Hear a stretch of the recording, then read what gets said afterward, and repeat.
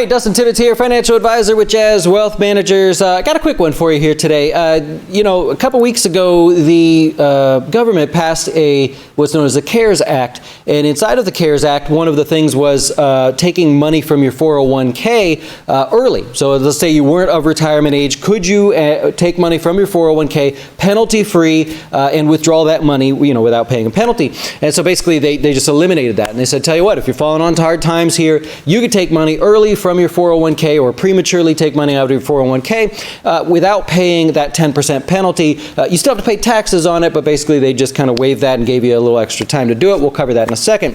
But it didn't really come up. Nobody really asked that. Well, now we're getting towards a little deeper, I would say, into the shutdown here. People are going, holy cow, I need some money, man. I've spent through the money I have. I maybe had family members you helped or whatever. And so I'm getting the question more and more, should we take money out of the 401k, not only to obviously support yourselves or your family, but maybe to do some crafty things with it as well, because the money comes out without paying the penalty. So let's address a few things here. So the first thing is I'll explain a few of the questions that I get, and then I'll share some data with you, try to help you out there.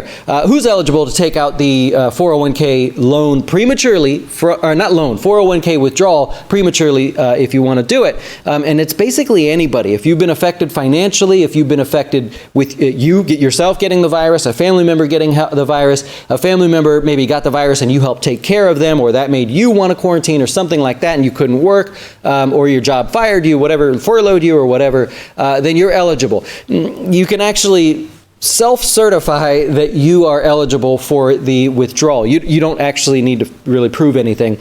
So basically everybody's eligible. It's kind of on the honor system whether you take that money out or not. The next question I get is it a loan? And it's not a loan. There's two differences here. You could take a loan from your 401k, and there's actually some commentary to address that in the CARES Act, but this is talking about the withdrawal from your 401k. It's not a loan. You just don't pay the penalty. You owe taxes on it. So if you take let's say you take $10,000 out. You wouldn't owe the 10% penalty on that amount. That is waived. And you have 3 years to pay the taxes on that amount. So $10,000 can be spread, the taxes can be spread over 3 years. You also have the ability to pay it back. Here's how this works. If you pay the money back, let's say you paid back half of it, $5,000 goes back in. Well, that money counts as a rollover contribution, meaning it's just, they pretend like it's money that rolled over from an old 401k plan, and that's how you'll see it on your transaction history if you happen to pay money back. If you do pay money back, then whatever tax would be owed on that, you can still stretch out over the remaining 3 years, you just won't owe tax on the full amount. Another question I get, if I take $10,000 out and 2 years goes by, could I wait until the third year to pay all the taxes? And that's not clear. As it stands now, the taxes are spread evenly over the 3 years. So everybody's working on the assumption, and it basically says you're going to spread it out over the 3 years, but it doesn't say you have to put it all in the first year or the last year. It just says spread it out. So you're basically just paying the taxes on the money as you have it. If you pay the money back, whatever taxes left would be owed, right, basically. Another question I get, you don't have to take your 401k distribution.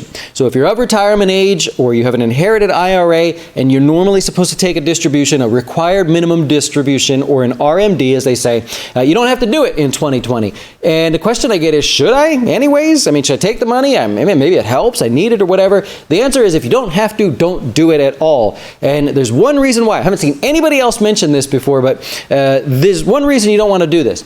If in 2020 you're trying to take your required minimum distribution, it's actually based on the end of 2019's value of the account, right? So in 2019, what happened? The end of the year, if you had, say, a $100,000 account, that was probably at its higher point that it's ever been. We go into 2020 and we went up a little bit, and then the virus hit and we fell apart. So you're taking money out of your 401k down here, but their IRS is calculating the amount you have to take out based on up here, right? So you're taking out more money than you have to. And I've heard nobody mention that, but bottom line is if you don't need that money there, don't take it out, absolutely. And then I get the question, should I do it? I don't know that I need the money. I just see it's an option to me. Should I do it and buy a house or buy a car or pay this off or do whatever? I want to run a scenario by you. I'll do it real quick and we'll get out of your way. This assumes that you're not able to put the money back for 6 months and you're not contributing. So this is just one way to look at it. It's not direct. But I put your income there. I put if you make a 5% contribution, because maybe you're laid off or something, but you don't really need the money. 5% contribution, that's how much it would have added up to at the end of 6 months based on your income. If you got a match, I don't know if you got a match, I threw it in there, 5% match. At the end of 6 months, there's your total. On the right-hand side there, how much money you would have accumulated in terms of deposits. Now, what we did is we looked further out. We said, what are you actually sacrificing by taking that money amount? So now, or that money out. So we've got the contribution amount on the left.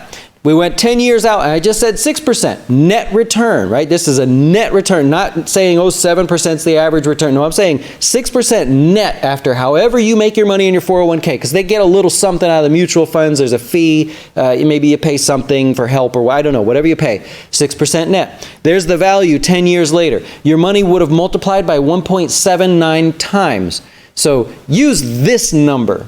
Right? Say, well, if I'm going to take money out, yeah, I lost my job or whatever, I could take the money out, I'm not contributing to the 401k, I'm thinking about paying off my car or buying my car. Use that number to see if it's worth it. 10 years from now, 1.79 times the amount you would have contributed. 20 years from now, it's 3.2 times what you would have contributed if you make a 6% average net return. And 30 years from now, you've almost sextupled the amount of your money. $2,500, 30 years from now is $14,358. And you could see, you could go through the kind of charts there. So that's that. Just wanted to share that with you. Keep that in mind, right? The compounding interest thing is, there's another way to look at it other than just random bunch of numbers and see what happens. One last thing. Can you still contribute to your 401k? Let's say you don't care about taking out the money. Can you still contribute to your 401k if you're furloughed, right? And the answer is kind of. So if you have sick leave that you want to cash in, medical leave or something that they've given you that's not technically income, but they're paying you and it's coming to you, yeah, technically you can use that money. There's nothing that says you can't. I don't know a lot of people that may be in that position, but the idea is you have to have earnings of some kind. If you're cashing out, pay time off, or something like that, well, that counts as earnings, so you could still technically contribute to your 401k. All right, so that's it. That is the taking a look at the questions about the early withdrawal from the 401k given the rules in the CARES Act of this year. So if you're thinking about taking that early withdrawal from the 401k, you don't have to worry about the penalty. You do got to worry about the taxes. Maybe check that out. See if it's something you have to do, and by all means, if you have to stay afloat and this is going to help you, don't let anything scare you away. You got to do what you got to do, but at least know what you're getting into and know now that you don't have to pay the penalties and how the taxes work. If I helped you in some way, hit the subscribe button. Do appreciate it. Have a great rest of your day, and I'll get out of your way. See you later. Why should you choose Jazz Wealth as your retirement or long-term investing service? Our portfolios are managed by us, not some faceless mutual fund manager. Our private classes will teach you everything about investing and getting your dough straight. Best of all, our fiduciary standard means your best interest comes before ours.